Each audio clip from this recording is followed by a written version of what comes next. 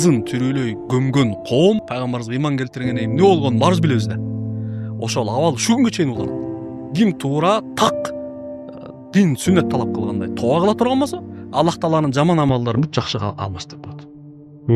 Тоого чейин сараң болсо, тоо алгандан кийин жомарт болот. Тоого чейин зынакор болсо, тоо алгандан кийин эң намыстуу адамга айланат. Тоо алгандан чейин ушакчы болсо, тоо алгандан кийин тилин тыйган, эч кимге тилинен колунан зыян бербеген, зың тыйган бир жигит болот.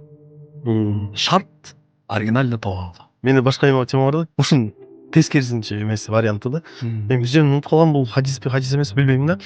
Окуй алыш керек. Көчөдөн бир эркек, бул ристерде айткан болушум керек. Үйгө баратканда аялын сүрүшүп экен да. Аялы менен сүрүшүп, аял аябай таква экен да. Анан айтат экен, альхамдулилля, ушундай мен таква аялым бар дейт. Башкаларда мындай таква аял жок болуш керек деп аябай суктанат экен. Неге десе, айтат экен да. Мен окуяны айтып берип атат ошолчу, эркекчи. Үйтүп отурсам, күйөөсү могул эмелер пардалар жаап койбойлу, шторалар депчи. Неге десе, бутакта отурган чымчыктар менин хижапсыз жүргөнүмдү көрүп атат деп айтат экен да. Ушунчалык таква деп аны жаап койдум деп сүйүнөт экен.